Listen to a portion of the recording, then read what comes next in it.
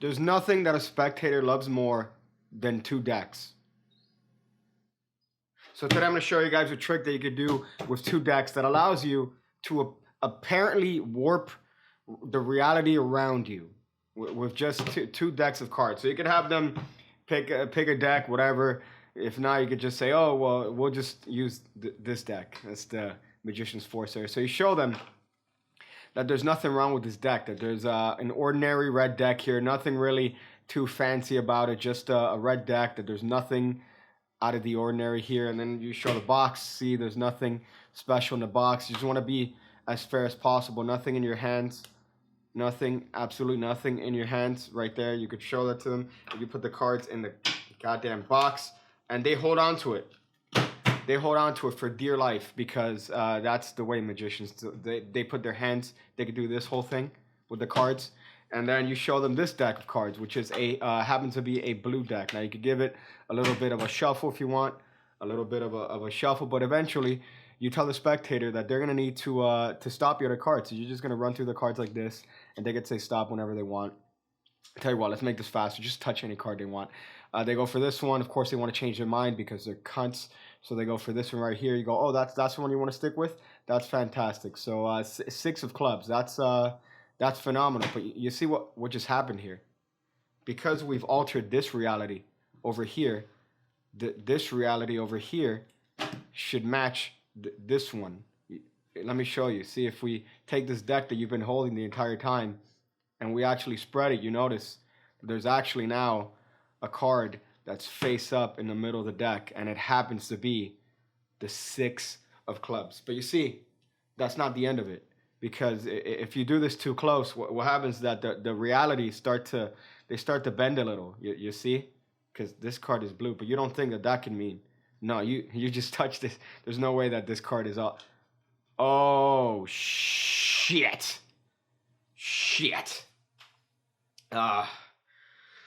Well, this isn't good. All right, and then that's the trick.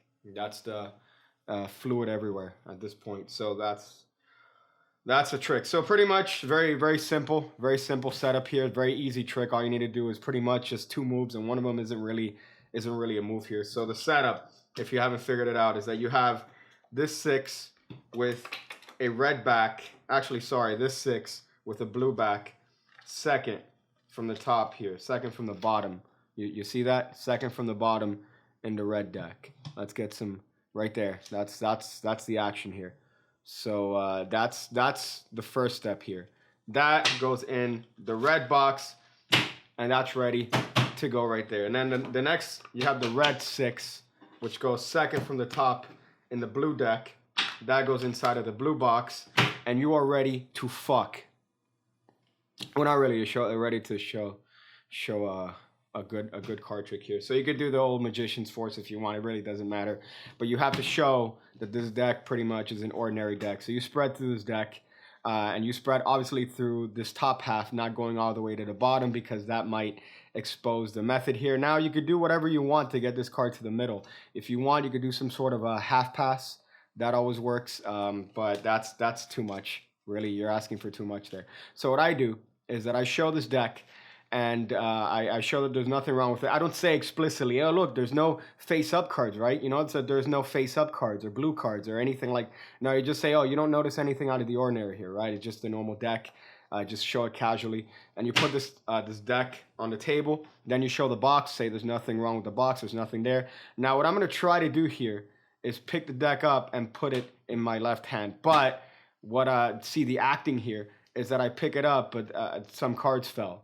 So what do I got to do? I got to pick these up and put this on top of the deck. But you see what that does is that it cuts the 6 in the middle of the deck. So you don't have to go for your Marcel miming action here. But your dialogue in your head should be, I'm going to put this deck in my hand. But what happens is, I'm going to put this deck in my hand. Oh, shit, some cards are left over. Let me put these cards on top of that. And that goes inside of the box. Now, that should be your body language there. And what that does is that it cuts the 6 in the middle of the deck in a way that's kind of natural and that doesn't involve a difficult move. Look at that ingenuity there. So that gets put into this box, and that gets held by the spectator in whatever way they want. You could do this whole thing, which seems to be very popular among magicians. And then this deck, all you're going to do is a force by Jay Sankey with a couple modifications. Now, the way I've usually seen this force is this way. Now, you run through the cards like this. You say, I'm going to run through the cards like this. As a matter of fact, now, we'll do it this way. I want you to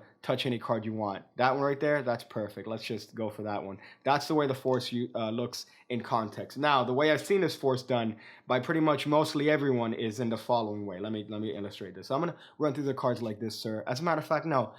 Touch any card you want. That one right there, perfect. I just squared up the deck. You see, that's your card. Remember that, sir. You got it? Perfect. See the difference? There's a subtle difference between the way I do it and the way I've seen other people do it.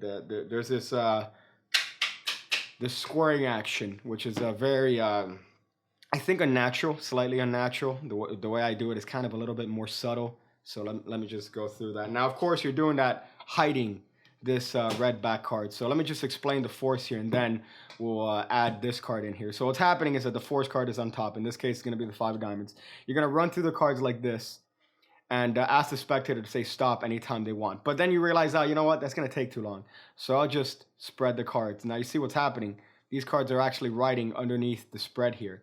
So you're turning this pretty much into an easy cold force here. So let's say they touch this card over here. Remember, you have your little 3 cards here that you have. So what's going to happen is that you're just going to gingerly spread. See what's happening? I'm gingerly squaring up the deck here as my hand turns over, so I could show the original top card as the 5 of diamonds. There's none of this action. None of that action. It's a very gentle touch. So they touch any card they want. It's a very gentle touch here that happens. That's the key here. God damn it. So the force with a odd back card. Once again, this is a force that I first saw Jay Sankey do. So that's the crediting right there. Jay Sankey. Jay Sankey made up this force. So thank him for this. So pretty much what you're gonna do is you're gonna get a break there underneath the second card from the deck here.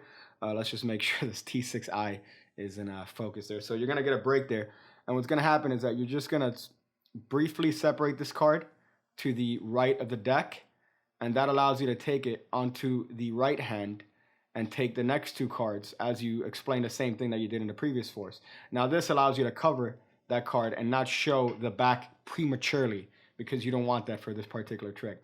So then once you're in this situation, one more time, you have a break underneath this card. You're just going to say, oh, I'm just going to deal through the cards like this. Just say stop anytime you want. Then they're going to go through the same procedure as the force here. But you really don't have to be any sort of careful here, because once you square this up, the other cards cover the odd back card as you turn that card over and show that they've touched the 6 of clubs. So that's a way to force that odd back card without showing the back. You could do any other force that you want that doesn't show the back. There's a roulette force that works well too without the whatever that action that I see too much in. So once you're at this point, you're done pretty much. You have the deck in their hand.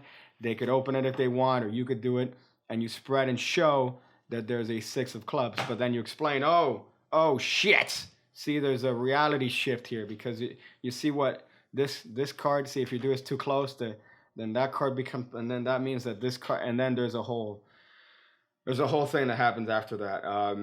But I can't explain that because I want ads. I want YouTube ads on this video, so I can't really go into too much detail on what happens after that. But there you go. That's a trick. Practice it well. That force is a great force. Try not to make it look like you're doing exactly what you're doing. So don't really go into your super acting here. It's just a casual thing. Oh, you know what? We'll just do it this way because that way is faster. It's a very casual force. Practice it, do it well. But really, there's not a lot of moves in that. You could bust that out anytime you want. There's 2 decks. It's a good opener because now you have two decks that you're ready to honestly ready to fuck with. So there you go. Enjoy that. I'm gonna go wrangle some pigs in a penitentiary book club. Again, when I see you again, when I see you again, when I see you again, when I see you again. when I see you again, when I see